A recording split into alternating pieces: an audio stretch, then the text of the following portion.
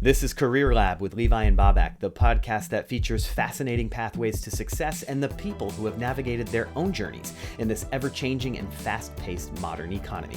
I'm Levi Maya, and our guest this week is Kelley Stevens. Kelley parlayed her career as a licensed marriage and family therapist into a full-time gig as the private practice pro, a mental health influencer who provides guidance to other mental health professionals on using social media and technology to build their own practices. Find out if you have what it takes to leverage your experiences to become a specialty influencer on this edition of Career Lab with Levi and Bobak.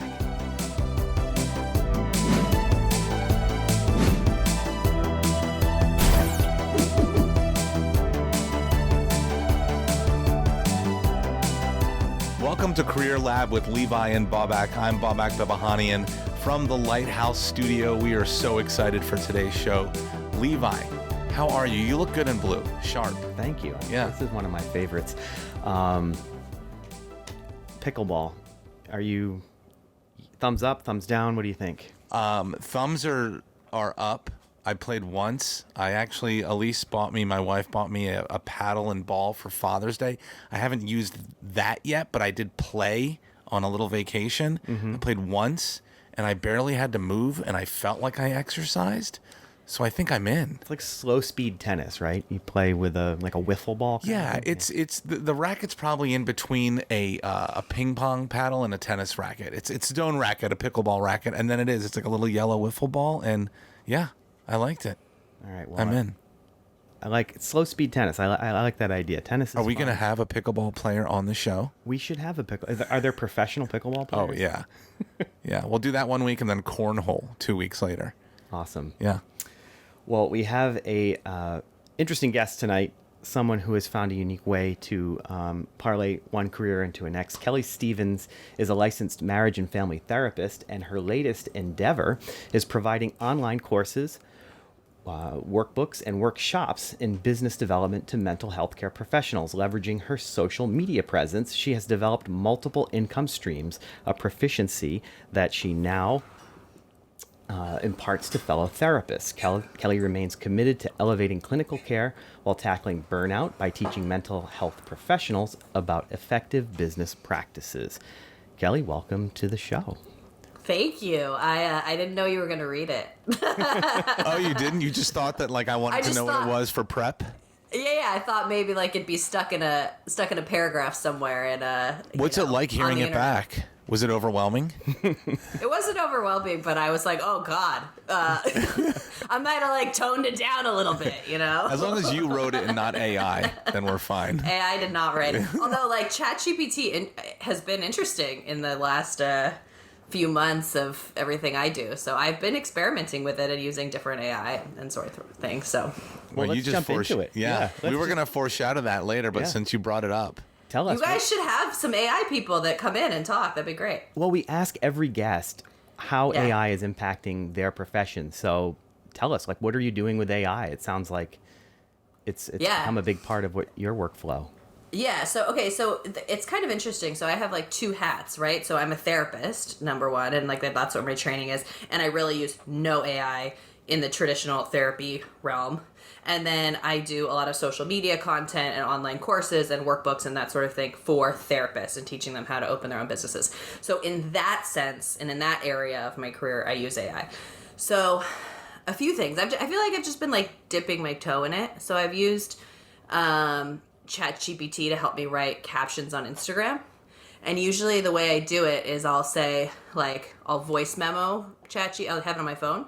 And I'll send a voice memo that says, write an Instagram caption from the perspective of, and I'll say a bunch of different things. And then, keep it at this number of words, this hashtags, use these keywords, and about this topic. And then it'll make a caption. And then usually, I would say it's 80% of the way there. And then I take it the rest of the way. But it's certainly way faster. I like to say it's like having a solid intern who's totally green to your field, but they're coming in and they're good at taking instruction, but if you leave them alone too long, they can get in trouble. Yeah, 100%. Like, I don't think I could write my blog post or anything, but could it, like, sometimes, where I do find I use it sometimes is if I'm writing emails, hopefully they're not listening to this, but if I'm writing emails to, like, my team, the people that work with me, and I want to give feedback in maybe a nicer way than I put it, I'll say, here's my feedback I want to give to an employee who has this job and this role and this scope, and, here's what it is, make it more professional and kind, and then I'll use it like that. So in kind of HR a little bit, and I feel like it's good for that in the sense of, like, giving emails a little bit more of a flair. And then there's other programs I've looked into. So, like, there's one called Descript, which I haven't used that much, but I've been trying to use, which is basically like it looks at your videos and writes the captions for videos and podcasts and things. So I've been kind of playing around in that, but I haven't used it. And then I use something called ManyChat. I don't know if you guys have seen that, but, like, no. It's when people on social media have they say, like, comment the word link in the thing and we'll send you the Amazon link. And it automatically sends them the Amazon link. I don't know if that's AI so much as automation. It's like a bot, right? It's just kind of doing stuff based off of prompts and whatnot. So, it's interesting. Let's back up a little bit. What inspired you to become a therapist? Oh, gosh. Okay, so that, and, it's funny because I feel like therapy is, like, my first career in a way. What inspired me? I feel like I have, like, the very typical therapist story, which nobody wants to admit, right? Like, I have my own mental health issues. My family has their own. And, like, I went to therapy and, like, probably decided to be a therapist in, like, high school because probably had to work on some of my own shit. Right. More or less, And I went straight through. So, like, from undergrad, I was a psychology major, and then I went straight through to my master's. So, really, like, kind of knew that this was what I want to do. And then, like, went and did it and was licensed by the time I was, like, 23 or something. It was just like, this is what I'm going to do for the rest of my life. Like, took a turn, but it's fun. It's funny how you say that. That's probably a very common reason as to why people become therapists. Yeah. I'm in therapy, and I remember when I first went, the first 2 or 3 sessions, I thought it was so great. I started calling my friends and telling them that they needed to be in therapy. And, like, I was, like, literally on the verge of turning 30. I was, and it was a young 30. I was very kind of just naive and ignorant and just like, this is amazing. Like, I can just talk about things and I feel better afterwards. You're like a therapy evangelist or something, Yeah. I feel like a lot of people go, I feel like I've gone through that with everything. I'm like the queen of that for everything I do, but yeah, I think that's pretty common experience. So once you kind of felt, okay, this is what I want to do, I know you just touched on it. What was it like going through that kind of educational path of for those folks who may be interested of knowing, like, okay, here's what it takes to actually get to start? Yeah, okay, so that's a question that's interesting. I get a lot. And I actually teach some adjunct classes in Pepperdine's program, so I feel like I could go, like, really detailed or really broad. So we're going to go with broad. So essentially, to become a licensed therapist in the States, you need one of a few degrees. So there are some, you could either have a doctorate level degree or a master's level degree. And in terms of being, like, a practicing clinician who sees clients in their office, you can have either a master's or a doctorate. The doctorate comes into play when you want to do research or you want to be maybe a tenure track professor, or if you want to do certain types of assessments. So, like, if you want to test for ADHD or, like, certain, like, neuropsych assessments and that sort of thing. So essentially you need a bachelor's, and then you need to either get a master's or a PhD or what's called a PsyD, which is like a clinical doctorate. And then in most states, you need to do something called licensing hours, which is really similar to doing, like, residency as a doctor. You do a certain number of hours you have to complete, and they're supervised, and you have a mentor, and every state is really different. So there are some states that take, only a few hundred hours, and then here in California, where we all are, it's like 3,000 hours. So it ends up usually taking people anywhere from like a year and a half to 5 years after graduation from their master's, depending on, how quickly they're working and that sort of thing. And then from there, you're kind of there. I mean, you have a license, but you have to then build a career. Right. You mentioned it's a common question you get from students. What's the most common question that you get from your students? Does anything pop out? Yeah, so I teach in the master's program, so by the time they get to me, they've already decided to be a therapist. And the biggest one I get is usually just financial. Like, how am I gonna pay for school and then have enough money to live after school? Because like for therapists, there's this kind of big time, and I think for most people, where you've graduated from your degree and then you still have to start at an entry-level job, but you have all these loans. And so almost always people want to talk about the loans and what they're going to do and how they're going to survive getting licensing hours and being low paid while paying their loans. What do you tell them? I mean, yeah, the look says it all. What month are we filming this, right? August of 2023. I tell people that it's not usually, I usually try to go with a personal experience of like how I did it. Cause I had student loans for my master's and certainly they were not, I went to Pepperdine, so they were not small cause Pepperdine's expensive. And I tell them, like, during those early years, I worked 6 days a week. I worked 2 jobs. Like, I don't really sugarcoat how challenging it was. But I do, talk a lot about how you have to kind of reach kind of 2 years into your professional career where you're starting to have some leadership roles, or maybe you've opened your own practice, or, and if you get to that point, you're fine. You're going to pay off your loans. But those first couple years, I do talk about like kind of the grind of it, and I don't just say like, oh, it's going to be fine. I'll say like, you probably are going to need more than one job initially. And tell us, what was your first job? What did ever? you do to pay back those loans? In my whole life? Well, yeah. Now that you said it, now you got to tell us. Now both. you got to tell us what it was. Yeah. Now both. Your first paid job, and then your first job as a therapist. Okay, so I don't think you know the answer to this, but it's actually kind of an interesting one.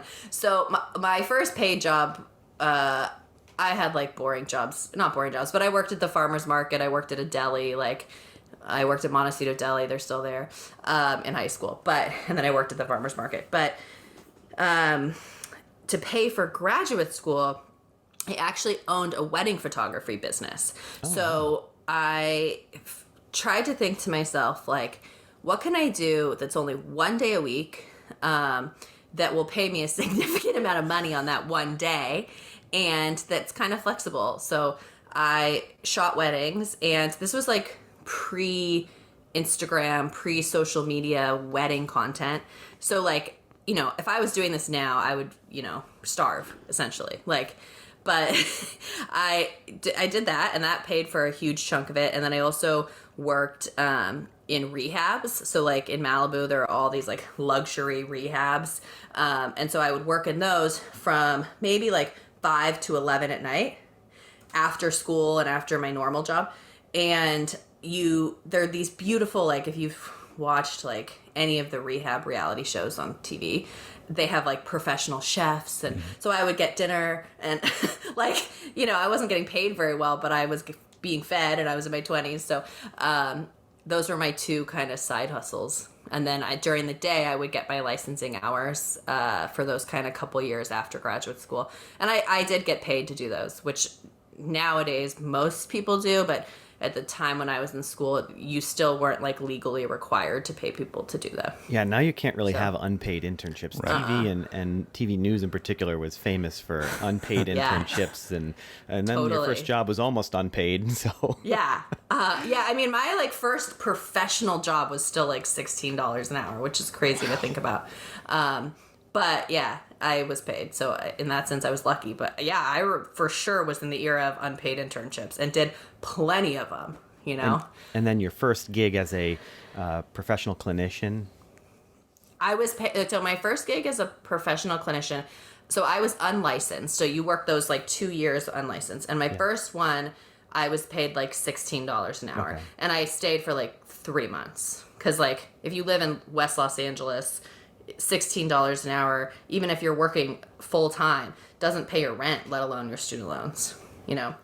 So I quickly transitioned to jobs and made more money. But in the beginning, it was not easy. And then after being unlicensed, you said it's 2 years, right? And then at that point, you're licensed. And then how did your path move forward at that point?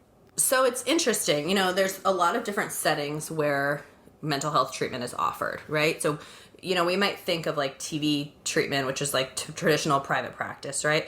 And then there's like hospitals. So sometimes people think, and then there's also something called like agency work, which is community agencies in your city, you know? So like Santa Barbara Drug and Alcohol Abuse Association or whatever you want to think about, and that sort of thing.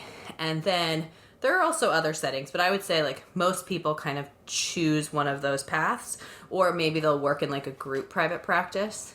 And what I actually chose to do was one of my professors had a group practice where I did my licensing hours.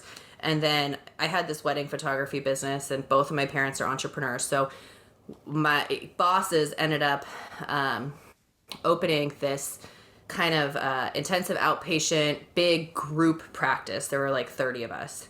And I saw teenagers. That's like always been my specialty. So, you know, teenagers come after school, right? They don't come in the morning usually to therapy. So from about 9 to 2 every day, they hired me to do the marketing for the group. And then in the evening, I would see my clients. And so because I had that marketing role, I actually got paid more for that because I was just like a marketing professional. I wasn't getting licensing hours. And then once I got licensed, I transitioned into doing more clinical work because at the point when you get licensed, most companies you work for give you a pretty significant raise. Like, you know, you go from $30-$40 an hour to like a normal therapist rate of $100 to $200 an hour. So, or at that time, now it's probably more than that. So I don't know if that answered your question. Yeah, it did. Yeah, and then what's that transition? You worked for a number of years as a therapist, and now you've transitioned. So tell us a little bit about that transition. Yeah, this like came out of left field, and has been so fun. So like I said, I was the marketing. I ended up getting promoted. I was the marketing director for this treatment center, and was living in Los Angeles. My husband is a psychiatrist and was throughout this whole process going through medical school and residency and that sort of thing. And we were moving and it was crazy. And I started doing some like private consulting work for treatment centers. So for these kind of residential rehabs. This was at the beginning of Obamacare when like insurance was pumping tons of money into mental health treatment. And it was like the rise of these big rehab facilities. And I started doing some consulting for companies on like how to grow and scale their client base. And I did that. And then Sam got a job in Santa Barbara and I was doing more marketing. Like I still had a private practice in the evenings. I would see teenagers, but I like loved the marketing and was still doing a lot of that. And then Sam gets a job in Santa Barbara and we decide like we're going to have a baby.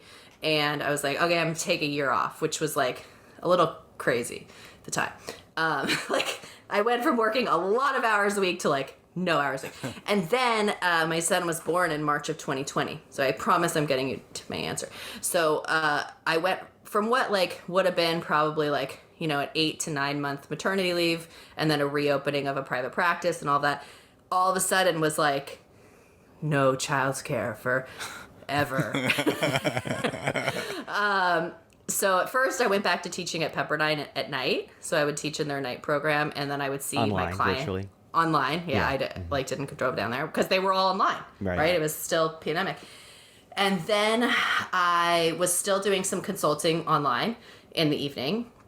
And my babysitter, who I share with Levi, Claire, was like, we were having a conversation one day and she was like, you should put this on Instagram because she could hear me talking. Like she could hear me on consulting calls sometimes. Oh, okay. And she's so like, we owe this to Claire? I owe my whole life to Claire. Claire's Wow, like, you're going to have to have her on the show. Yeah. I've told her this story back and she's like, I don't even remember that. Whatever. But I was like, at the time I was stuck at home. I was only working at night when Sam was off. And teaching, and I was like, I love teaching. I've always like taught 1 or 2 classes, but I wasn't going to go back and only teach. Like, first of all, what you get paid as an adjunct professor is like not going to pay your mortgage usually. And so I was looking at all of these parenting classes online, you know, so you see a lot of these like mommy influencers on TikTok and Instagram and that sort of thing. And I knew one of them.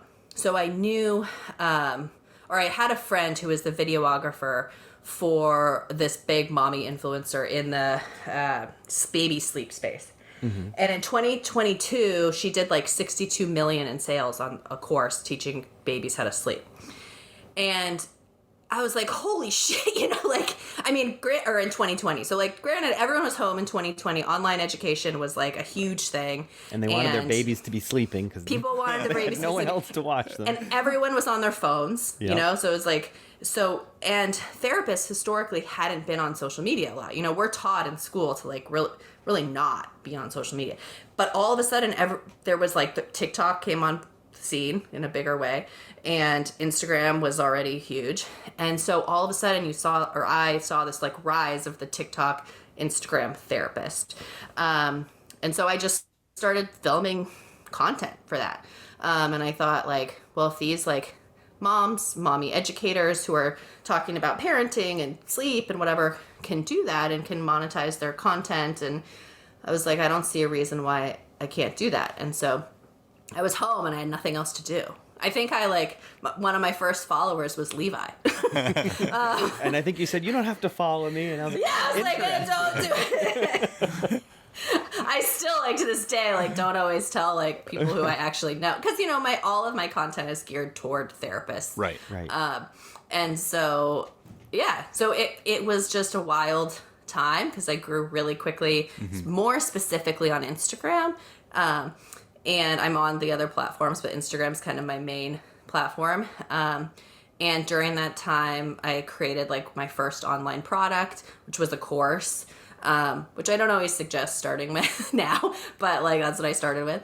And I gave myself like a little runway, gave myself a loan, and then was like, okay, I have a year to like pay this back essentially, and did, and that was great. So it's been fun to be so now I work almost fully in teaching therapists how to open private practices, which is essentially what I was doing in that marketing role for about 5 years prior. So sometimes people are like, oh, you just started doing this. And I'm like, no, actually, like, I just used to do this, but not on the internet. Right. You know? When you were doing it on the internet, when did you realize, I think I have something here? Was there one moment, or was it a certain, a benchmark that you were trying to hit? When did you know?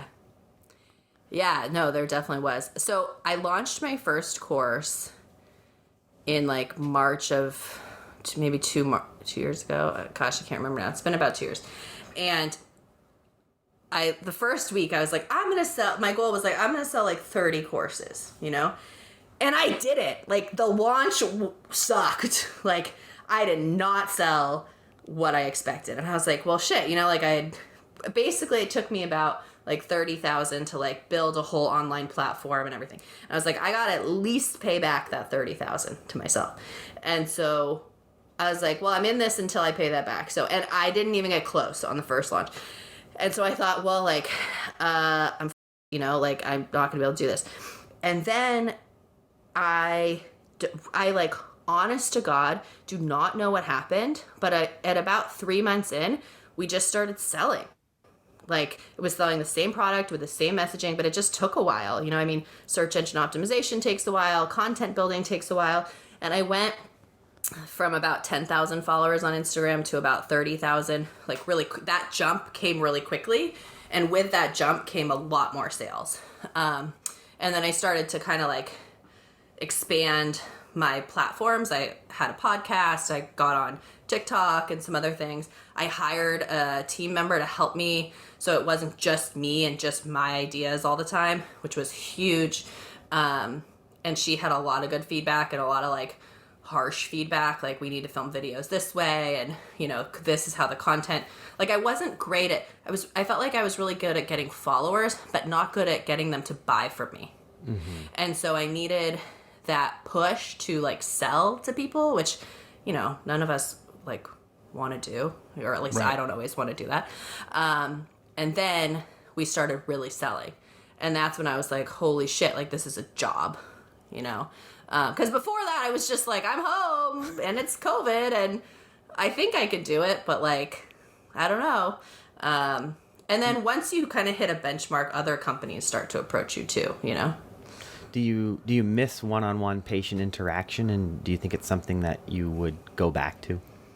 So I still do it. I carry a small caseload. I actually just had my last session last week because I'm having a baby any week. It could happen right now. We were joking before the show that we were going to hang around and maybe it would happen tonight if we kept her right? on the call long enough. Yeah. It's coming. So I do still see some clients, and I think I always will. You know, I don't miss seeing like 30 clients a week because I really like having time with my family, and I like being able to do creative things, and it's definitely a different part of my brain. But because I teach therapists how to open private practices, I think it might be unwise for me to like step away from having my own practice. Right. Yeah. Right. So I keep a small practice. What advice would you give to someone who's thinking about a career in therapy? That's a good question. Like if there's something that, you know, you wish you knew, I would say that you know now that you wish you go knew to your when you own started. therapy. If you haven't been to therapy, don't be a therapist. Like if you haven't really taken some time to like work on your own shit and really think like, you know, why am I doing this? Like, do I just want to save people? Like, do I want to like help people? Am I trying to help me? Because like being a therapist is incredible. I mean, it's absolutely incredible. I like would not change it at all. And you really do get tools to help people, right? So like people think it's like this depressing, hopeless job, but like actually it's not really, because you get a lot of tools and skills that help people at some of the worst times in their lives. But the amount of emotional energy it takes from you to do that all day long, you have to have some sense that that's what you want for your life.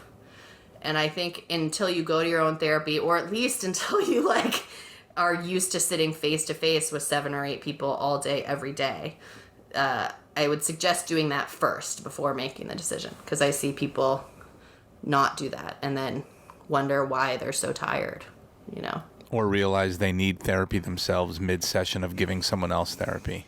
Oh, yeah. Well, I mean, and hopefully they do, you know, like hopefully all therapists, like you're encouraged really to like go to your own therapist continuously throughout your career, you know, at different times.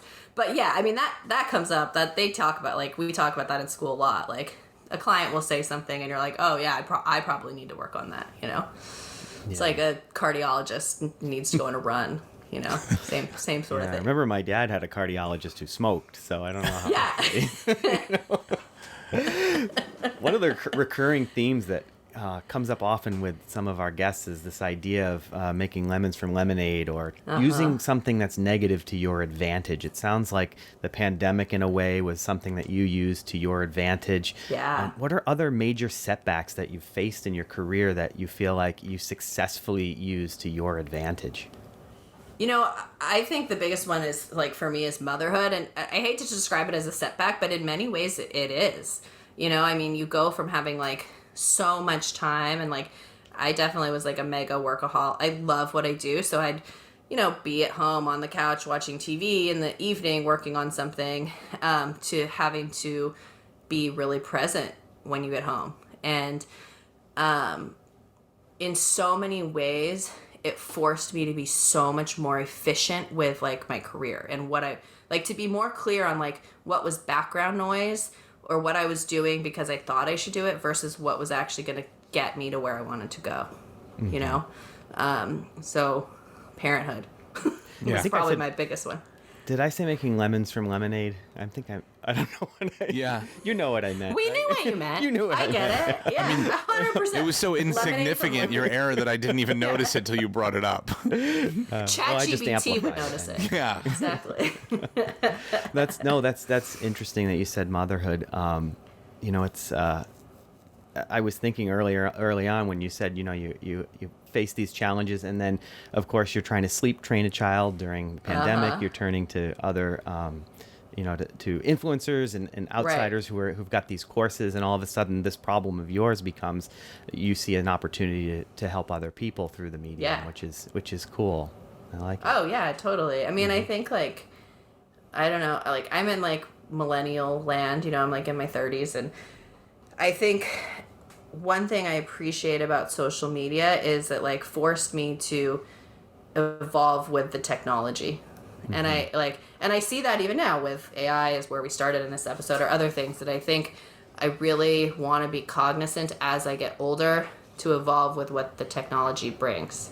But on the flip side of that, we hear over and over again about how social media is bad, especially for the folks that you started out working with, kids. young girls, right? Yeah. So, I mean, how do we balance that? How do we avoid the dangers and take advantage of only the good things about it? Yeah, so in terms of like what I would expose my children to versus what I use social media for, obviously like, or I guess not so obviously, would be really different. And like what I would tell parents as a therapist versus what I use, I use it as like a business development tool. And when I talk to teenagers, I try to talk about it like it's a tool, and brands are trying to sell to you, or, like you have to see it for what it is. But certainly I went to a very interesting conference recently it was called like Technology, Social Media, and the Modern Family. And in the morning, the presenters talked about the benefits of technology on the modern family structure. And then in the afternoon sessions were what the detriments were. And I left feeling like, well, I was going to say, they put that at the end of the day. I thought maybe they'd flip that. Right.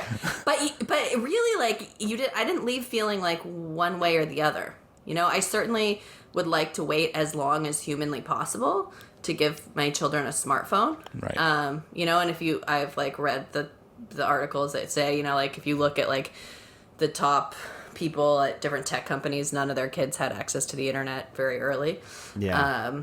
So yeah. But in terms of, I think one thing that I heard in this seminar, was a speaker talking about like technology literacy in kids, and that they're going to compete in a really different workforce than we did. And, that they do in some ways have to be ready to compete in that workforce. And so there's the balance there. You can't like not expose them at all because, then they don't know how to use technology. So, I don't know. I think it's like any parenting thing, right? Like you teach your kid to be responsible with the world, and I don't know. You guys have older kids than me. No, it is. I'm still pregnant. It's hard. Yeah. It's a challenge. I think it's hard. The Apple Watch has turned out to be a good surrogate for a phone, especially for little ones, sending them off to camp, and you're kind of worried about the world, and you like the idea of being able to, if they need something, they can get a hold of you. If they get lost, you can find them. Right. But they're not distracted by it. It doesn't have all that stuff on it. So I mean, there's ways to balance things, but it's a perpetual challenge, right, that we have, and of course. What we think their challenge is going to be probably isn't going to be very different than what their actual challenge is going to be. So we're preparing them for this danger, and over here lurks something else that we don't know. So we can't protect them from everything. I agree. I mean, and I hope, all our kids are around the little kid age now, right? Like, I think the parent generation right before us that had teenagers and college students right now, in some ways got so blindsided by social media and technology. We've had a few years of watching teenagers go through this. So my hope is that by the time our kids get older, there's, some better parental restrictions. There's better other parents who have, some literacy around, well, what do we want our kids to do?